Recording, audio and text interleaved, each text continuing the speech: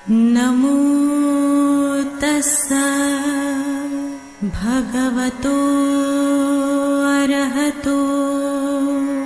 नमो बुद्धाय। मैं डॉक्टर सीमा शर्मा आप सभी का हार्दिक स्वागत करती हूँ हमारे इस विशेष कार्यक्रम धम्मदीप में, जिसमें हम प्रतिदिन चर्चा कर रहे हैं पाली सूत्रों पर आधारित तथागत बुद्ध के जीवन चरित्र पर। साथियों, पिछले भाग में हमने चर्चा की थी देवदत्त द्वारा तथागत बुद्ध के स्थान को हड़पने के विषय में। इसके साथ ही हमने चर्चा की थी देवदत्त और राजकुमार अजातशत्रु द्वारा तथागत बुद्ध की हत्या करने की योजना के विषय में। आज के एपिसोड में हम चर्चा करेंगे तथागत बुद्ध की हत्या करने हेतु राजा अजातशत्रु द्वारा भेजे गए कुछ सैनिक विफल हो जाते हैं। इसके बाद देवदत्त स्वयं ही तथागत बुद्ध की हत्या करने निकल पड़ता है। इस विशिष्ट प्रकरण की जानकारी देने के लिए हमारे मध्य उपस्थित हैं भंते कुशल सुमन जी। आपने बुद्ध दर्शन में उच्च शिक्षा प्राप्त की है तथा आपको अनेक सम्मानों से अलंकृत किया गया है। इसके साथ साथ आप विभिन्न मंचों पर बुद्धिज्म से संबंधित अपने विचार भी प्रस्तुत कर चुके हैं। तो हम स्वागत करते हैं भंते कुशल सुमन जी का। नमो तस्सा भगवतो अरहतो सम्मा सम्बुद्धस्स। नमो तस्सा भगवतो अरहतो सम्मा सम्बुद्धस्स। नमो तस्सा भगवतो अरहतो सम्मा सम्बुद्धस्स। सर्वप्रथम मेरे आचार्य श्री के पुण्य चरणों में कोटि कोटि नमन, फिर मेरे उपाध्याय भंते के पुण्य चरणों में कोटि कोटि नमन। भंते जी, आपका बहुत बहुत स्वागत है हमारे इस विशेष कार्यक्रम धम्मदीप में। जैसा कि आपको विदित है, हमारी व्हाट्सएप पर, ईमेल पर हमें निरंतर प्रश्न, सुझाव और संदेश मिलते रहते हैं। इसके साथ ही कुछ हमें लाइव प्रश्न भी मिलते हैं। आज भी इसी तरह के प्रश्न कुछ हमारे सामने आ रहे हैं और कुछ हमारे दर्शक टेलीफोन पर उपस्थित हैं। तो मैं आपसे अनुमति चाहती हूँ कि कृपया आप हमारे दर्शकों को अनुमति दें जिससे कि हम उनके प्रश्नों को यहाँ पर ले सकें। नमस्कार जी। नमस्कार। नमो बुद्धाय। हमारे इस विशेष कार्यक्रम में आपका बहुत बहुत स्वागत है। कृपया अपना नाम बताएं एवं अपने शहर का भी नाम बताते हुए अपना प्रश्न पूछिए। जी धन्यवाद। मेरा नाम सुनील है और मैं गंगानगर राजस्थान से बोल रहा हूँ। मेरा प्रश्न है, भिक्षु संघ द्वारा देवदत्त की सार्वजनिक निंदा के विषय में क्या आप कुछ जानकारी और दे सकते हैं? ये मेरा प्रश्न है। अगर ये आप बताएंगे तो मैं बहुत आभारी होऊंगा। जी धन्यवाद आपका। भंते जी कृपया उत्तर दीजिए। सुनील जी, आपका बहुत बहुत धन्यवाद। जैसे कि कल के एपिसोड में चर्चा किया गया था, देवदत्त एक समय ध्यान अवस्था में लीन थे और उनके मन में एक विचार उत्पन्न होता है।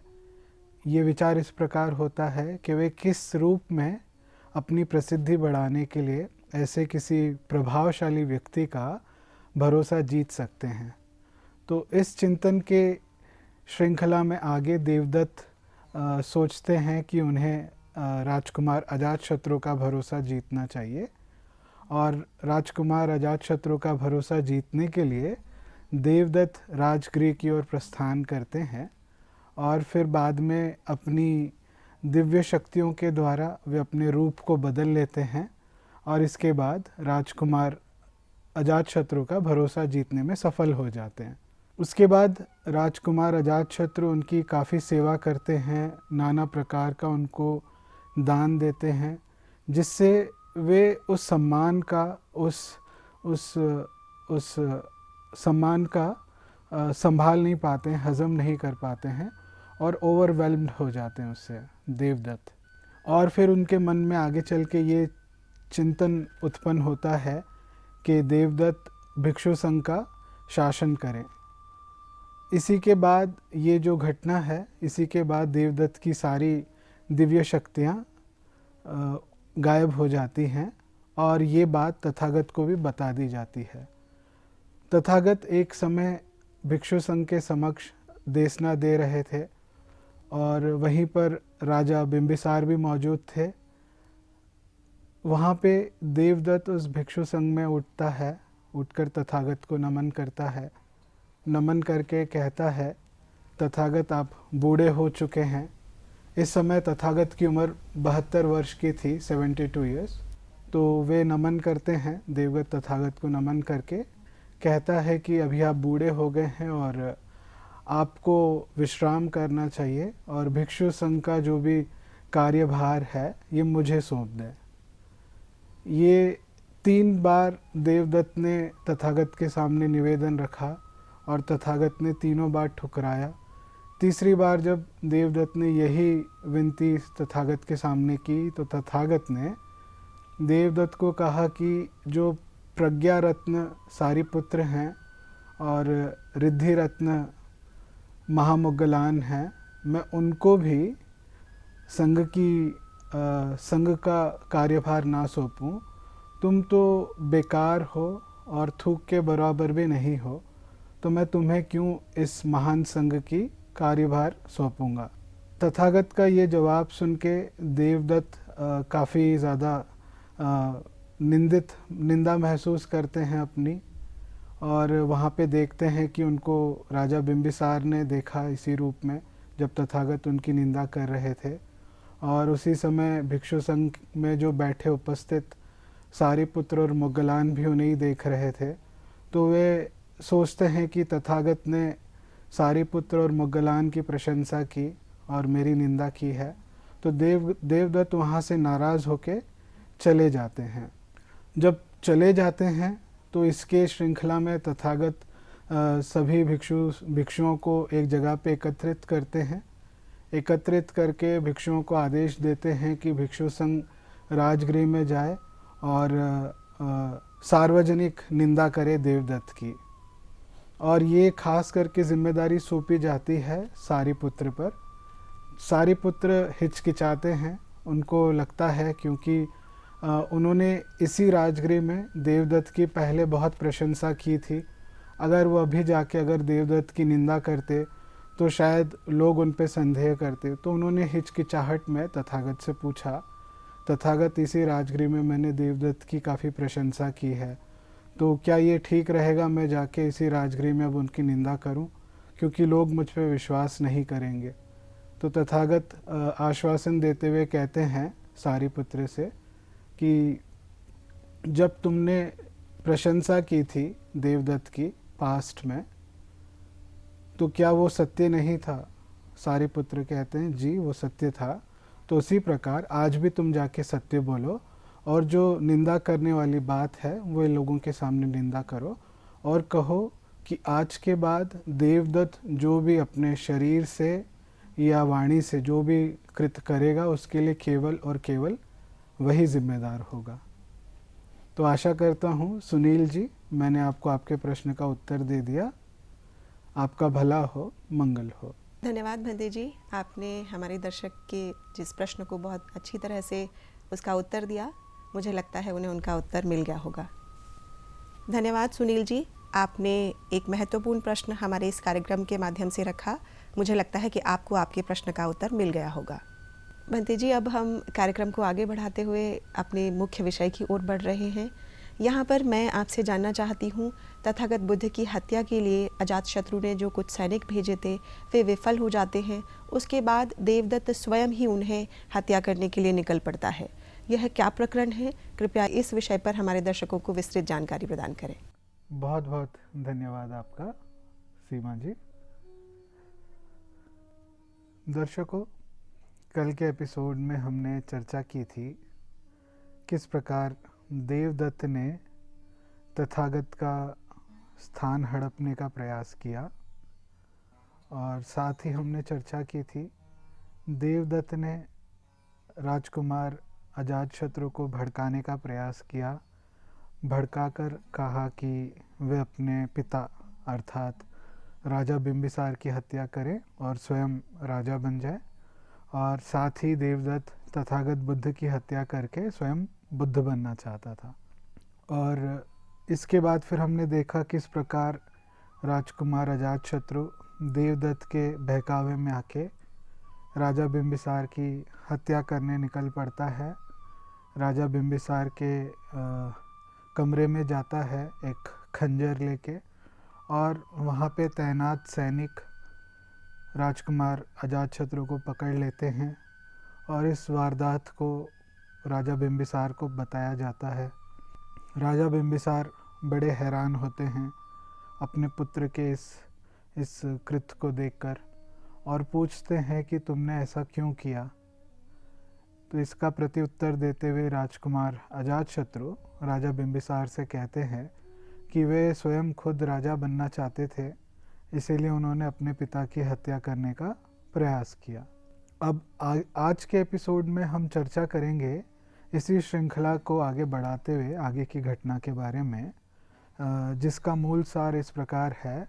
जहाँ पर राजा अजातशत्रु के कुछ भेजे हुए सैनिक तथागत की हत्या करने आते हैं और हत्या करने के लिए जब वे आते हैं तो तथागत से मिलके उनका हृदय परिवर्तन होता है और वे अपने इस संकल्प को छोड़ देते हैं हत्या करने की, और इससे परेशान हो देवदत्त स्वयं तथागत की हत्या करने निकल पड़ता है। तो ये वारदात क्या थी हम जानने का प्रयास करते हैं। तो दर्शकों, जैसे मैंने आपको बताया कि राजकुमार अजातशत्रु अब वे राजा बन गए क्योंकि उनके पिता ने उनको राजगद्दी सौंप दी, उनका राज्याभिषेक करा दिया। अब वे राजा बन गए राजकुमार अजातशत्रु। तब उनके पास देवदत्त आता है। देवदत्त कहता है कि हे राजन, तुम अपने कुछ सैनिकों को भेजो जहाँ पे तथागत बुद्ध हैं, वे जाके तथागत बुद्ध की हत्या कर दें। तो राजकुमार अर्थात राजा अजातशत्रु का विश्वास, श्रद्धा देवदत्त के प्रति काफ़ी गहरा होता है। तो वे कहते हैं कि जैसा आप कहें, और राजा अजातशत्रु ने कुछ अपने सैनिकों को बुलाया और आदेश दिया जैसे आपको देवदत्त बताएं बिल्कुल वैसा ही करना है। तो देवदत्त ने उन सैनिकों को आदेश देते हुए कहा कि फलानी फलानी जगह पे, अमुक अमुक जगह पे तथागत बुद्ध विराजमान हैं, वहाँ पे तुम लोग उनकी हत्या करने जाओ।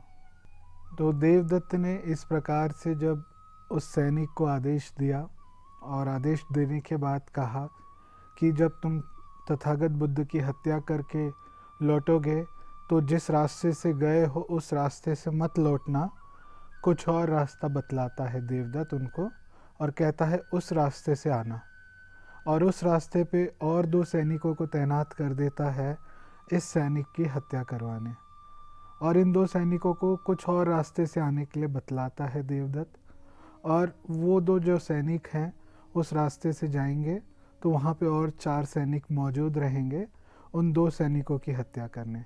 इस प्रकार करते करते कुल मिला के जब ये 8 सैनिक एक रास्ते से आएंगे तो उनकी हत्या करने के लिए, उन सैनिकों की हत्या करने के लिए 16 सैनिकों का बंदोबस्त कर रखा था देवदत्त ने। तो इनमें से एक सैनिक उस जगह पे पहुंच जाता है जहाँ पे तथागत बुद्ध होते हैं। वे अपने साथ बाण, तीर, खंजर, तलवार इत्यादि शस्त्रों को लेके जाता है ताकि वे तथागत बुद्ध की हत्या कर पाए। जब वे तथागत बुद्ध के करीब पहुंचता है, समीप पहुंचता है, तो वे काफ़ी सहमा सहमा होता है, डरा हुआ होता है, और जहाँ पे तथागत होते हैं उनके पास जाके एकदम सुन्न सा खड़ा हो जाता है। तो तथागत बड़े करुणा स्वर से मुस्कुराते हुए कहते हैं, आओ मित्र, आओ बैठो, तुम मेरी हत्या करना चाहते हो ना। जैसे ही उस सैनिक ने तथागत बुद्ध के ये शब्द सुने, उसका हृदय पश्चाताप से भर गया। वे वहाँ पे ही फूट फूट के रोने लगा और तथागत के चरणों में गिर गया। चरण में गिर के विनती करता है, कहता है कि जो मुझसे ये गलती हुई है, मैं आपका हत्या करने के उद्देश्य से यहाँ पे आया था, तो मुझे आप क्षमा करें।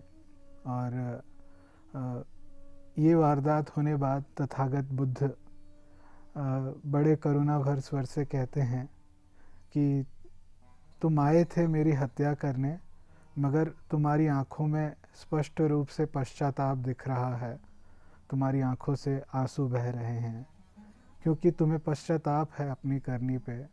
तो जो बुद्धों की एक विनय होती है उसके आधार पे मैं तुम्हें क्षमा करता हूँ। और बुद्ध ने क्षमा याचना दे दी उस सैनिक को और शांत किया। शांत करके उसी प्रकार से अपनी धम्म देशना दी, दान कथा, शील कथा, स्वर्ग कथा और 4 आर्य सत्यों पे धम्म देशना।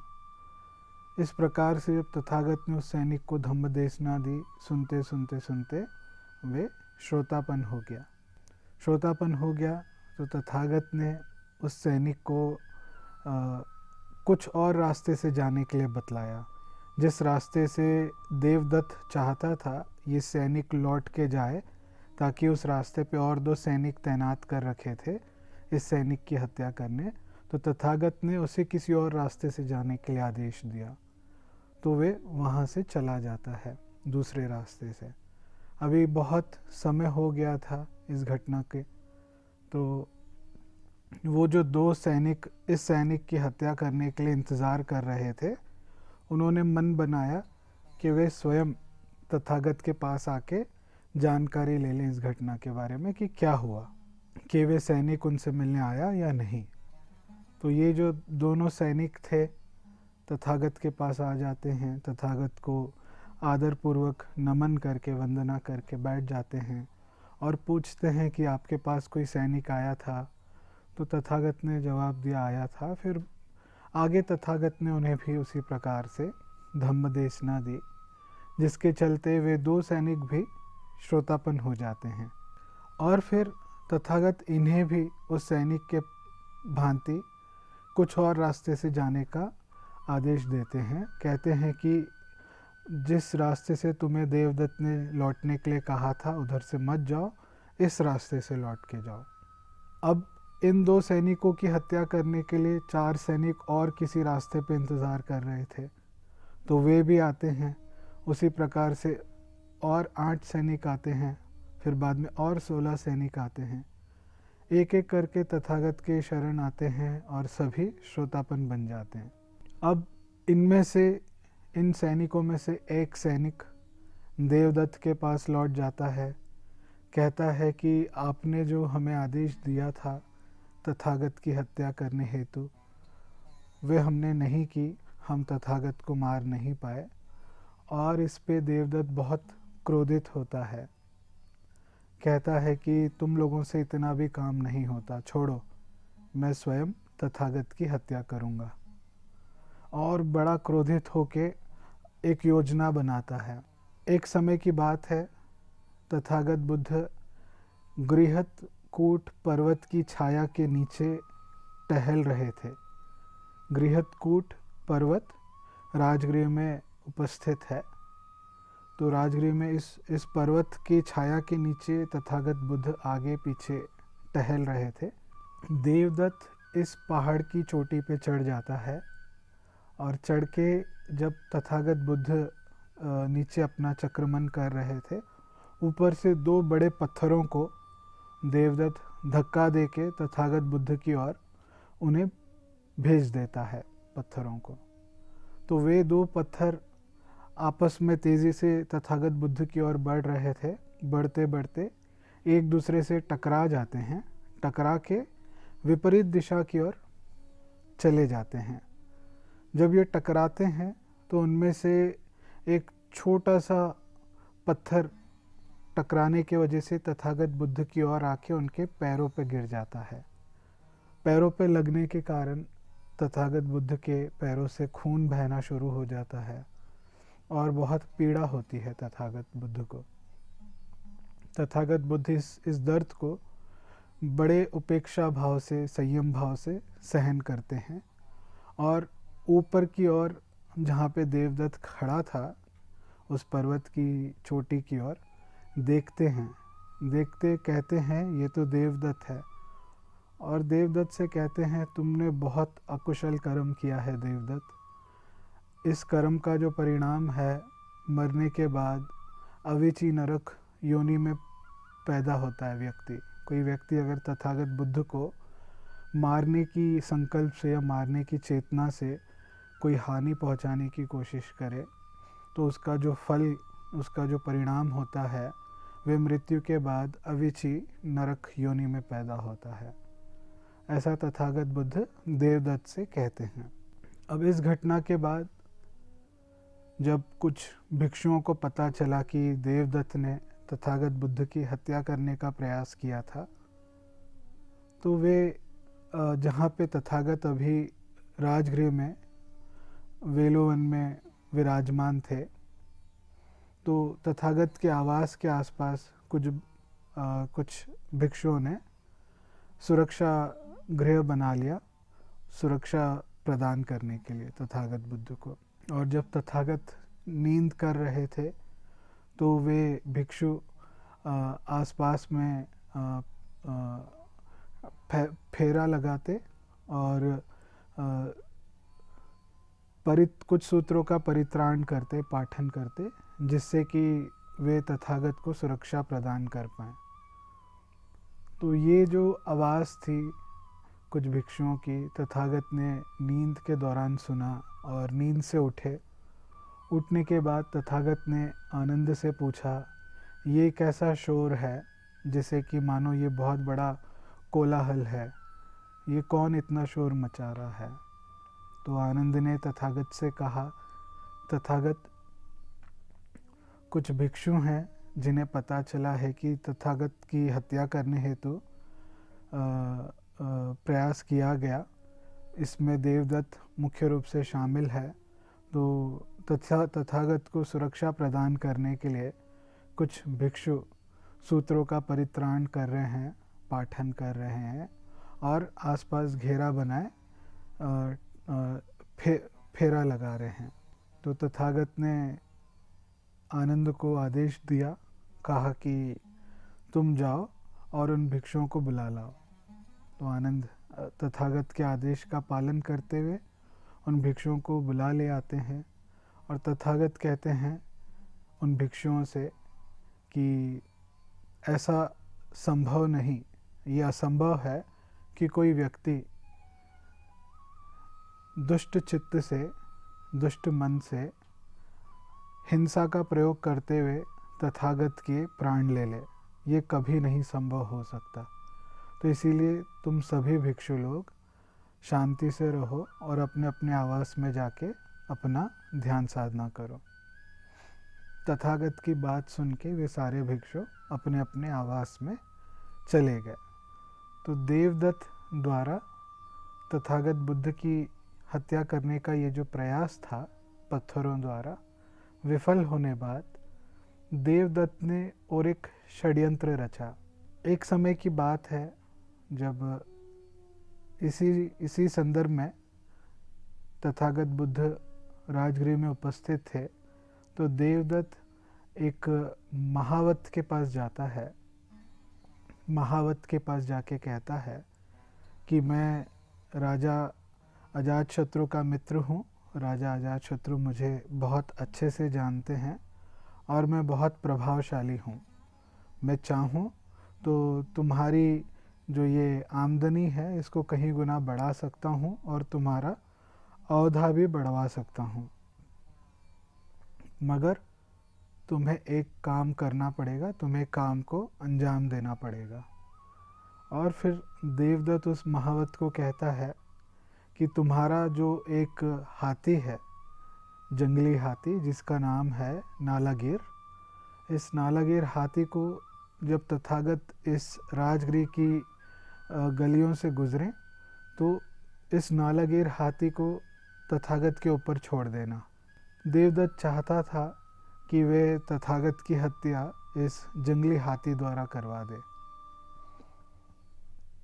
अभी इसी श्रृंखला में तथागत बुद्ध एक समय सवेरे के समय अपने कुछ भिक्षुओं के साथ राजगृह की ओर प्रस्थान करते हैं और भिक्षाटन के समय महावत तथागत को देख लेता है कि वे अपने कुछ भिक्षुओं के साथ भिक्षाटन कर रहे हैं।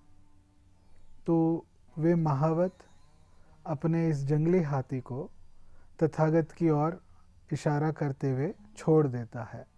हाथी जैसे ही तथागत को देखता है वह अपनी सूंड खड़ी कर लेता है, कान खड़े कर लेता है, पूंछ खड़ी कर लेता है और तथागत की ओर बहुत तेज़ी से बढ़ता जाता है उनकी हत्या करने के उद्देश्य से। जंगली हाथी को आता हुआ देख वहाँ पे जो भिक्षु थे तथागत के पीछे, वे उनसे कहते हैं, तथागत ये हाथी है, जंगली हाथी है और ये इसी रास्ते पे आप ही की ओर बढ़ता आ रहा है, क्यों ना आप थोड़ा साइड हट जाएं ताकि ये हाथी चला जाए। तो तथागत कहते हैं उन भिक्षुओं से, घबराओ मत, कुछ नहीं होगा। तथागत को कोई भी प्राणी, किसी भी लोगों से कोई भी प्राणी हिंसा के माध्यम से उनकी जान नहीं ले सकता, ये असंभव है ऐसा होना। और फिर दोबारा तीसरी बार भिक्षुजन तथागत से निवेदन करते हैं और तथागत वही उत्तर देते हैं। जब वे हाथी तथागत की ओर बढ़ता आता है तेज़ी से, तो तथागत उसी समय अपनी मैत्री की तरंगों से उस हाथी को प्रकंपित करते हैं और वो जो हाथी था जो गुस्से में आ रहा था वे शांत हो जाता है, अब धीमे गति से आता है और जैसे ही तथागत के करीब पहुंचता है एकदम शांत होकर रुक जाता है। तथागत अपने राइट हैंड से हाथी के सर को छूते हुए कहते हैं कि तुम एक हाथी हो और तुम तथागत को मारने आ रहे हो। ये अच्छा काम नहीं है, ये अच्छा कर्म नहीं है। एक हाथी होते तुम तथागत को मारो, ऐसे करने से तुम्हें दुर्गति प्राप्त हो सकती है, तो क्यों ना तुम ऐसा काम करो जिससे तुम्हें सद्गति प्राप्त हो और तुम यहाँ से चले जाओ। तो जब तथागत उस हाथी से ये कहते हैं, हाथी उसी समय अपने सूंड से तथागत के चरणों की मिट्टी लेता है और अपने माथे पर डालकर तथागत को नमन करके जहाँ से वे आया था उस जगह लौट जाता है। ये घटना को होते हुए देख जो तथागत के अनुयायी थे, जिनको तथागत में श्रद्धा थी, उनके मन में और श्रद्धा बढ़ गई तथागत को लेके। तो दर्शकों, ये थी और एक घटना जो देवदत्त द्वारा रची गई थी तथागत बुद्ध की हत्या करने के लिए। आज के एपिसोड में केवल इतना ही, बाकी के घटनाओं की चर्चा हम कल के एपिसोड में करेंगे। तब तक के लिए नमो बुद्धाय।